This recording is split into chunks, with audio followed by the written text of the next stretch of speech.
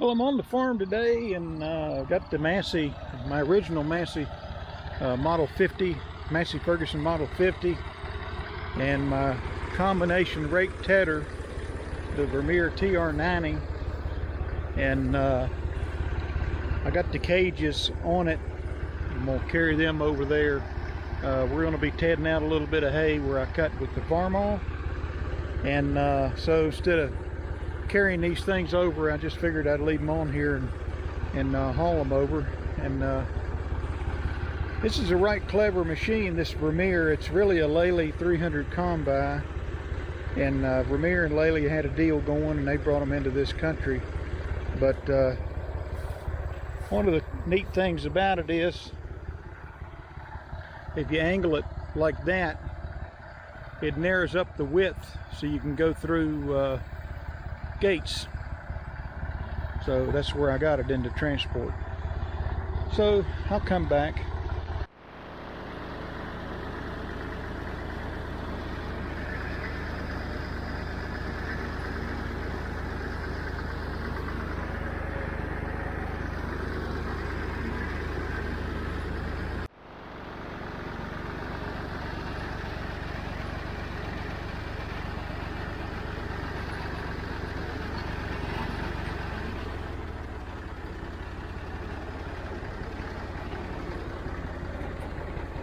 Not a gate, but we slipped through it pretty easy. Really like the Perkins diesel on these Massey Ferguson tractors. Now let me get this thing set and those cages off, and I'll come back. So the first thing I'll do is just take these cages off before I even reposition it. And if you're new to the channel, I'm just kind of going through this. And this is just a really excellent rake tedder combo. It's a little different than the hay bobs, kind of the same idea though, and that is to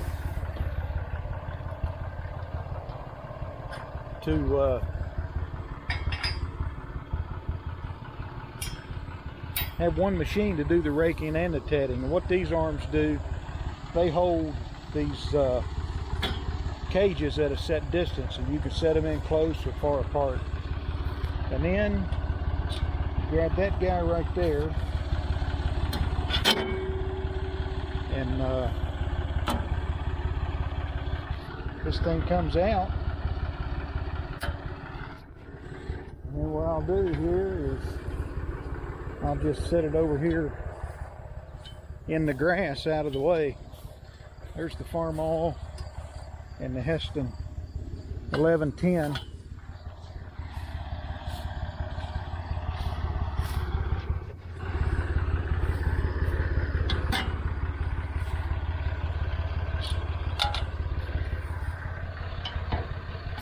Kind of jiggle it a little bit.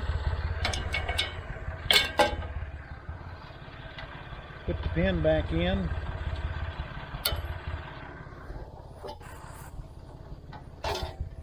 So these are over here. I'll use these to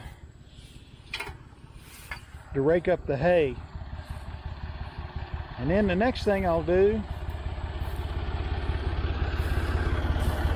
is I'll pick this thing up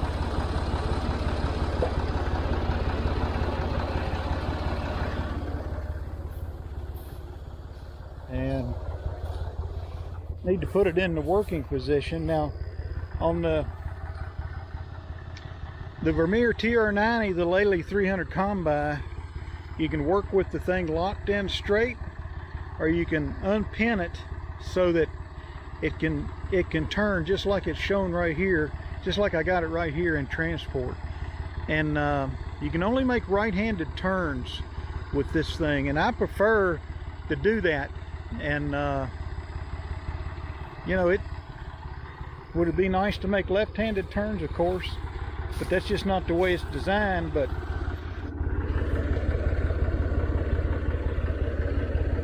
so all I got to do is put that right there.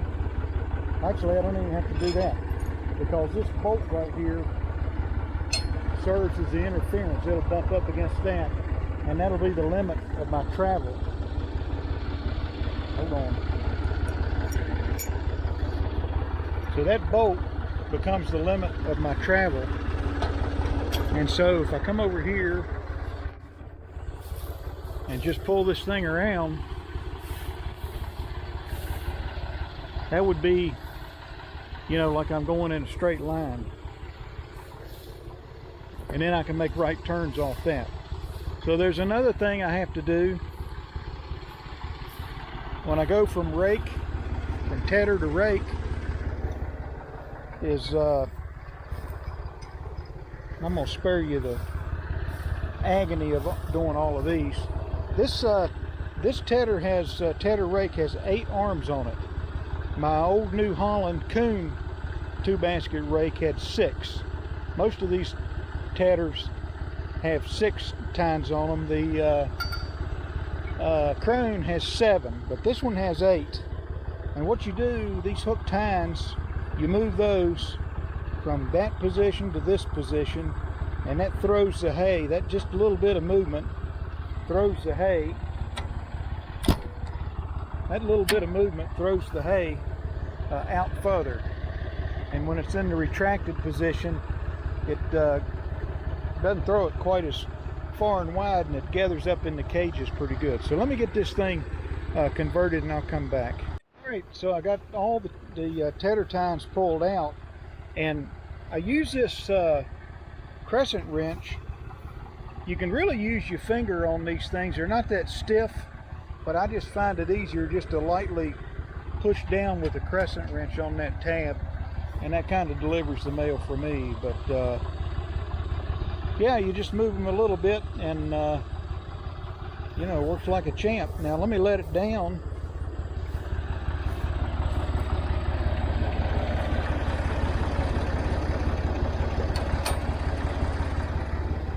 And what you want, Lely and Vermeer actually recommend that this leading tine right here touch the ground for like 1 foot. Just touch the ground. And I don't generally do that. And we've got a pretty good, we got a kind of a high stubble. But the way I set this thing is I put the lift all the way down, and that way it can follow the ground. Some people use their lift to kind of set the height on the tines, but really you should use the top link, and that's what I do. So I've got it set. I used to adjust the wheels. They'll pivot up and down to make the angle more pitched, maybe for tedding, and more flat for raking, but I found a happy median, and I never touch the wheels anymore. So let me take this thing for a spin and see what I got here. What I do is I run this thing in 2nd gear, high range, and now I said you make all right turns, but you can make some gradual left turns if you just go easy. So I can kind of come out around like that. But let me get going and see what I got. Oh, 2nd gear, high range. I don't know, probably about 450 RPMs.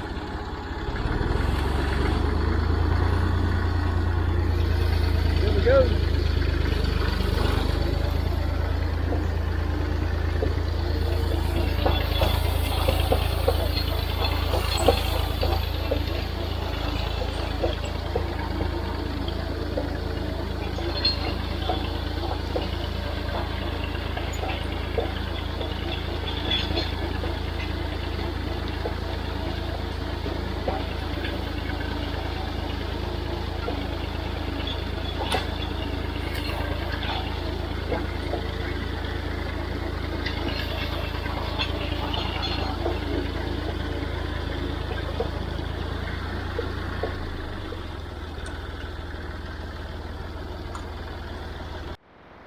Just thought I'd get off the tractor and check this thing, and you can see the tines, they're not touching the ground, but they're real close, and they probably will touch a little bit somewhere along the way, but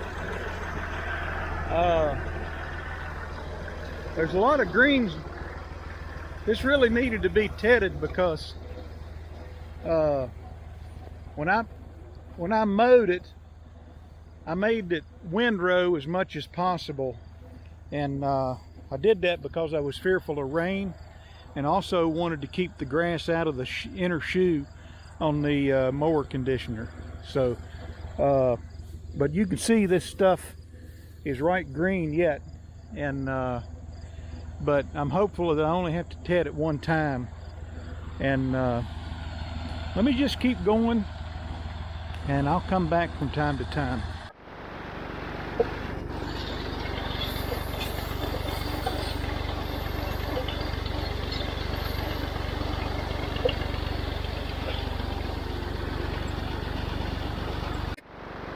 Right here is one of those right-hand turns I was talking about.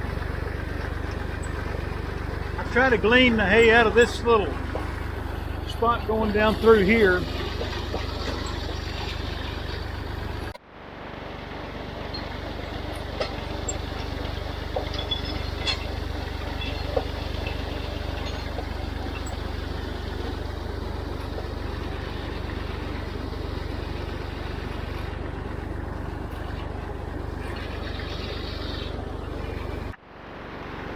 So a couple more reasons why I like to minimize tedding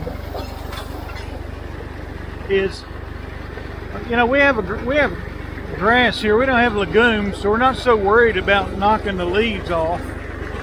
But the more you ted it, the more you turn the grass into the sun, and you can lose your color, you know, if you're not careful.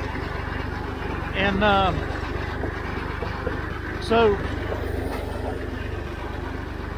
the other reason is because you can really get yourself into a situation where you just ted over and over and over, and what you do, another right-hand turn.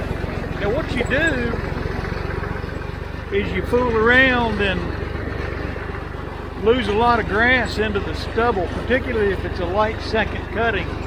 I mean, there's a fair amount of stem in this hay right here, but you can imagine little fine blades of grass going into the ground, and I've done that.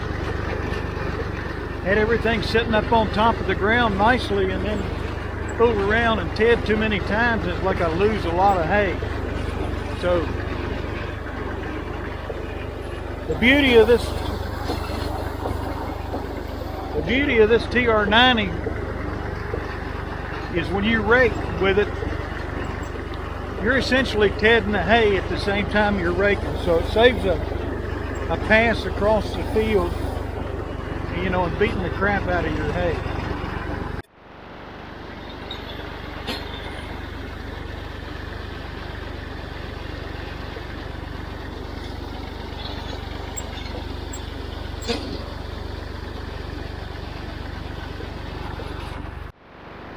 Now when I run this tedder at the ground speed I've got, in second gear, and with the RPMs that I've got,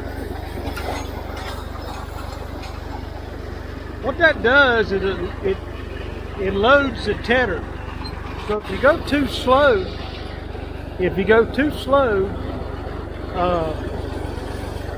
I think you do more damage, because the tines are beating up against more individual hay, if you will. But when you jam the hay in there, what it does is it just grabs clumps with those hooked tines and really sends them out the back. And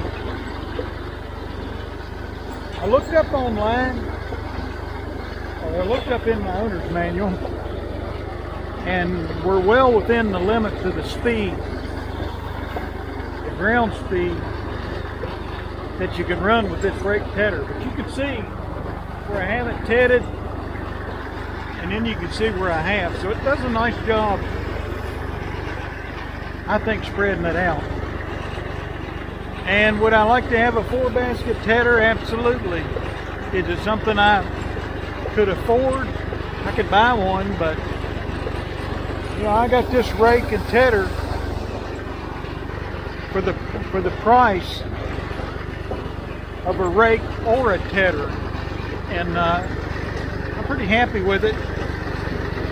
The downside is AGCO bought Lely's hay and forage tools, and when they did, they quit making this 300 Combi. I think they need to bring it out again and offer it through Massey Ferguson for some of their smaller, you know, hay customers. Because on these little mountain farms, it's just the ticket, you know, for raking up hay.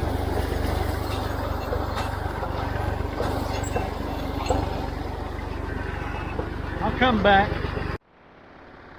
All right, so I got this field, this half of this little field tedded, and all the way down to that white shack way down there. And I got to do this side over here. I'll spare you that. And these big green clumps down in here, and there's some over there, are burn piles. I've been too lame to do anything about them, but hopefully this winter that'll all be gone, and we can go from as much as we can from one side to the other. And so you might ask why cut this field for it's just a little field. Until we get all the autumn olives knocked out, it's a little field. But you know, why cut this field? Why go to the trouble? And the answer is twofold. One of them is, you know, we took a first cut off here, and we made some okay money off that cow hay, and people will buy it. We tell them what it is and we mark it down, so it's not like we're trying to peddle horse quality hay when you have this stuff, you know, stuff like this. Although on Craigslist and Facebook Marketplace, there's a lot of this stuff that's sold as horse quality hay, and I guess a horse would eat it, but that's not what my horse customers are looking for. But the cow and goat hay guys, they love it, and they love the price. So it's twofold. One of them is it clears this field. You know, we're not running a bush hog over it, which delivers zero money to this farm's bottom line. And the second one is we're gleaning revenue, and you know, maybe it's enough to you know, buy some diesel. Maybe it's enough to buy some replacement parts. It's not insignificant, let me put it to you that way. So we're here to try to make money on this farm, and to the extent we can glean a little bit of hay like this, it just adds to the bottom line. It really does add up. So that's the video for today. I'm going to continue on over here, and I'll reconvene tomorrow night. Hopefully this stuff will have dried out. And again, typically my routine is I'll cut one evening, let it lay. I usually spread it out wide. Let it lay, and then I'll come back in and I'll ted it out like this. And then on the third day, I'll rake it up and bale it. And if I don't rake it up and bale it, I'll either leave it for that day, and then the following day rake it up and bale it. Because like I say, when I put the cages on here, it's the same mechanical action, and I'm basically tedding the hay. And especially if we're in one of our bigger fields, by the time we get all the way across it and then start baling on that side, hay's had time to dry just from being kicked up into a fluffy windrow and mixed up with that Vermeer. So again, hope you enjoyed the video. And Model 50 Massey Ferguson with a Perkins diesel, and the Vermeer TR90. It's a Lely 300 Combi. Just an excellent machine. And we'll talk to you later.